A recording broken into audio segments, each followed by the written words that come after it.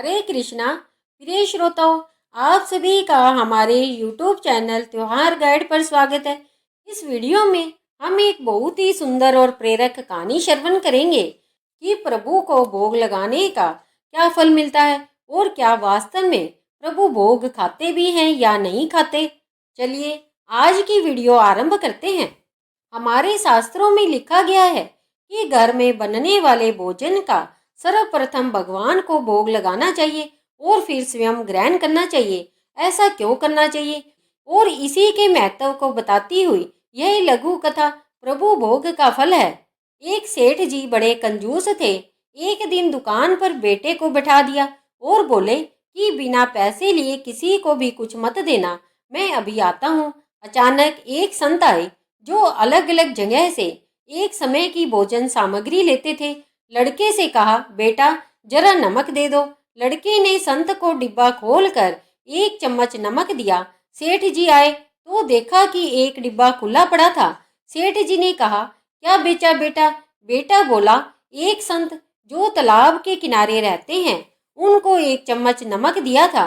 सेठ का माथा ठनका और बोला, अरे मूर्ख, इसमें तो जहरीला पदार्थ है। अब सेठ जी भाग कर संत जी के पास गए। संत जी भगवान के भोग लगाकर थाली लिए भोजन करने बैठे ही थे कि सेठ जी दूर से ही बोले, महाराज जी रुकिए, आप जो नमक लाए थे वो जहरीला पदार्थ था, आप भोजन नहीं करें। संत जी बोले, भाई हम तो प्रसाद लेंगे ही, क्योंकि भोग लगा दिया है और भोग लगा हुआ भोजन हम छोड़ नहीं सकते। हाँ, अगर भोग नहीं लगता तो भोजन नहीं करते। और कहते कहते भोजन शुरू कर दिया। सेठ जी के होश उड़ गए। वो तो बैठ गए वहीं पर। रात हो गई। सेठ जी वहीं सो गए कि कहीं संत जी की तबीयत बिगड़ गई तो कम से कम वैद्य जी को दिखा देंगे तो बदनामी से तो बचेंगे। सोचते सोचते उन्हें वही नींद आ गई। सुबह जल्दी ही संत उठ गए और नदी में स्नान कर कर स्वस्थ दशा में आ रहे थे। सेठ जी ने कहा, महाराज तबीयत तो ठीक है। संत बोले, भगवान की कृपा है। इतना कहकर मंदिर खोला तो देखते हैं कि भगवान के श्री विग्रह के दो भाग हो गए हैं और शरीर काला पड़ गया है।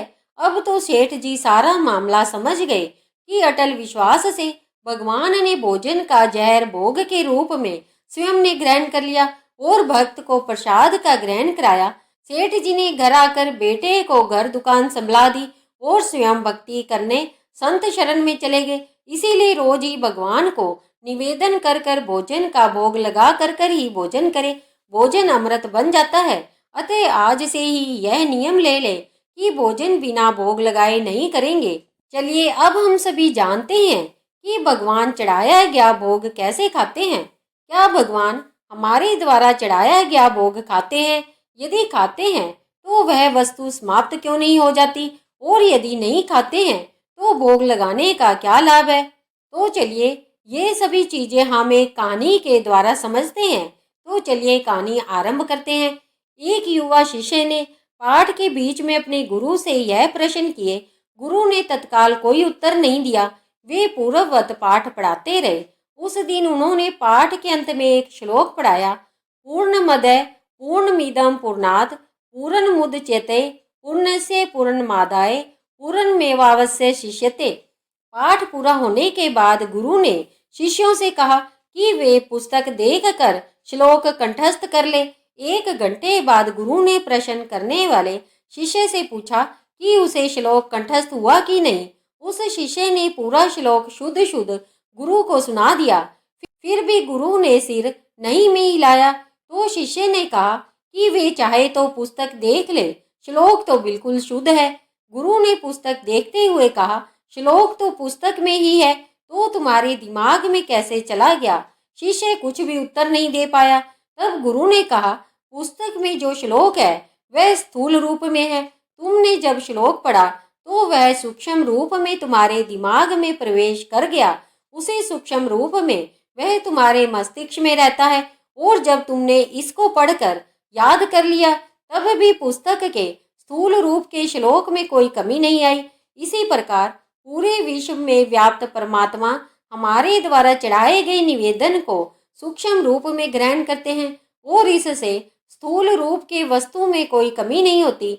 उसी को हम प्रसाद के रूप में ग्रहण करते हैं। बोलो विष्णु भगवान की जय।